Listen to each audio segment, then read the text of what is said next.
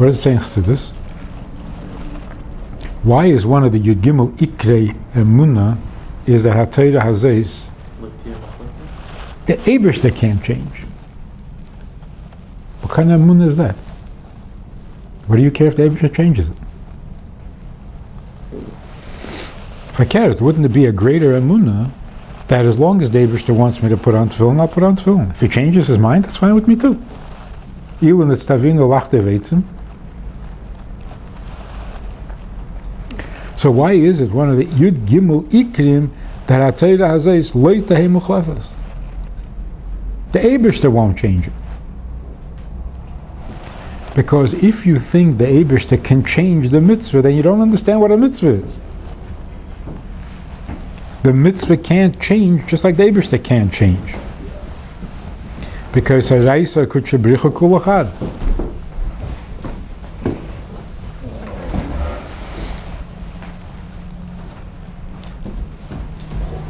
So it's not just that the Eibishter needs the mitzvah. The mitzvah is actually a varim de malka.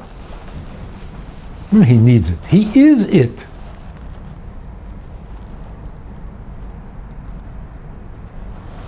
So what does it mean, im tzadakta matitan li?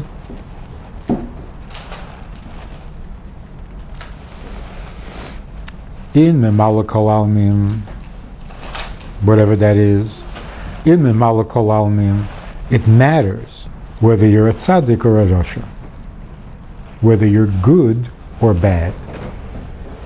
In seviv kol almim, good or bad, tzaddik and rasha are not relevant. But the mitzvah is.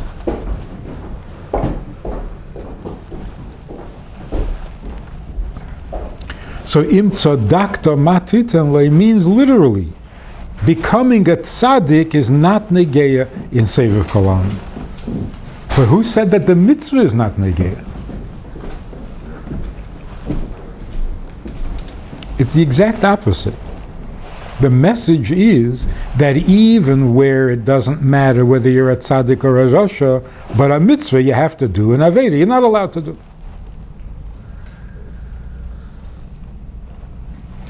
On some level, it matters not only that you do the mitzvah, but that you should become a tzaddik. What's the difference? Huh? What's the difference? What do you mean? In one place it matters when you become a tzaddik. What does it mean becoming a tzaddik? Does the mitzvah of a rasha mean any less to the Eibishter than the mitzvah of a tzaddik? On any level does it? On some level it does. Ein edei metvilas tzaddik, letvilas tzaddik ben tzaddik. Oh, tzaddik ben tzaddik. Oh.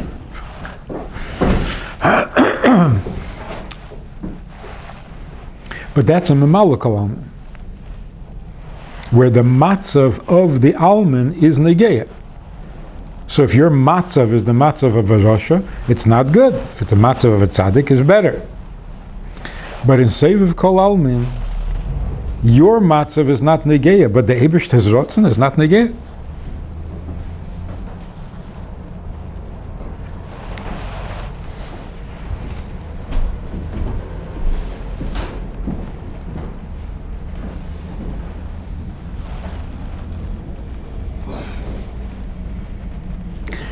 It says, "Le'nitnu hamitzvah zelo l'tzarev behemes habriyos." You got to pay attention to the words.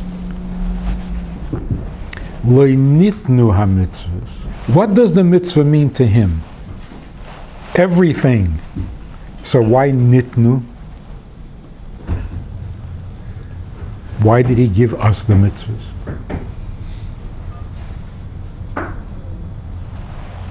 He gave it to us, l'tzarev behemes habriyos. But how is it mitzarev the briyos? Because it's ratzon elyon, and because it's kedusha, because it is emes and evarim de malka. That's why when you do it, it's mitzarev the briyos. But how is it mitzarev the briyos? How does it bring you schus? How are you mezake es Yisrael with things that aren't necessary? It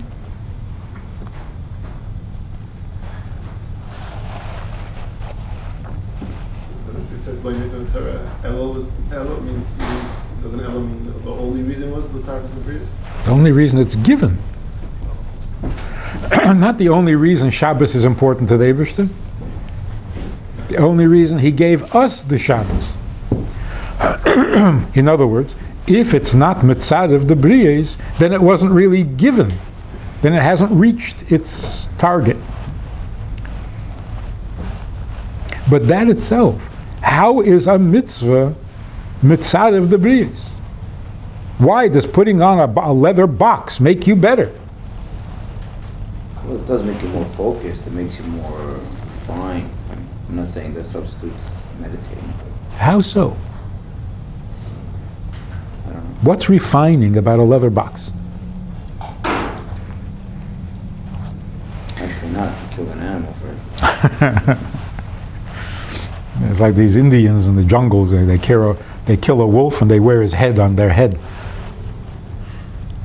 And that makes you powerful like a wolf. And that just makes for a dead wolf. No, it does have an effect because you're following instructions. The Eibishter said, put on the tefillin, you're putting on the tefillin. That itself is already an edelkeit. But it's an edelkeit of obedience. It doesn't really change you.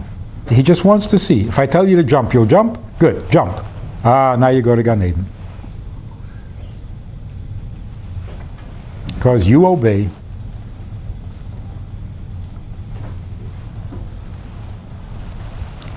If you don't obey, then there's nothing left to you. And that's why either you're a tzaddik or you're nothing. If you obey is good, you don't obey. You're not. But if you put on tefillin once in your life, wasting your time.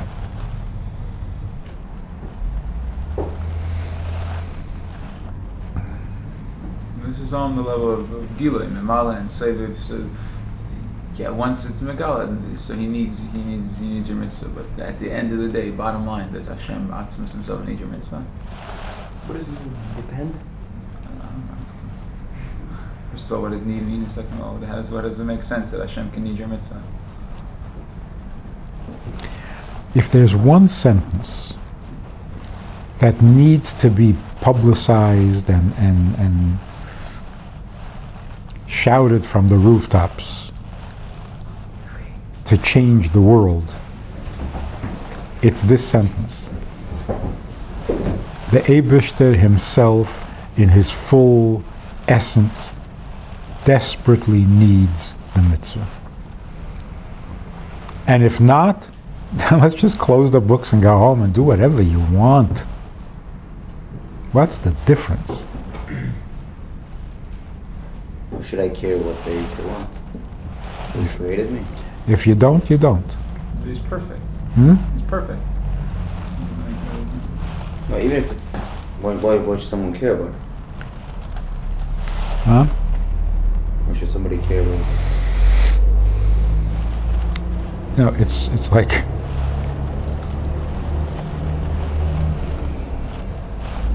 I need what I need and I want what I want and I am who I am. You don't care? Fine. I'll find someone who does. The problem, I think, the problem is not that people don't care. The problem is they don't think there's anything to care about. Because what you tell them is, the mitzvah is not anything special, but if you want to go to Gan Eden, do the mitzvah, you'll go to Gan Eden. Now, if I don't want to go to Gan Eden, it's all over. Then there's no reason. This will make your life better. I tried it. It didn't make my life better. That's it. No reason. This will make your life better. My life is perfectly okay. Thank you very much.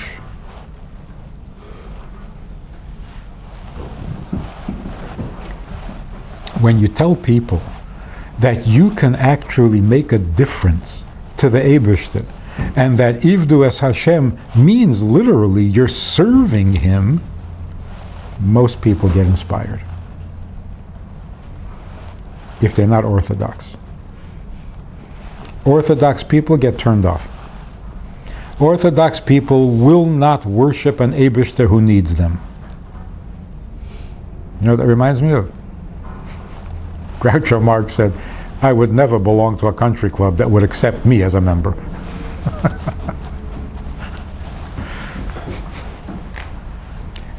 The Eibishter needs me, then I don't need him. Only Orthodox Jews think like that.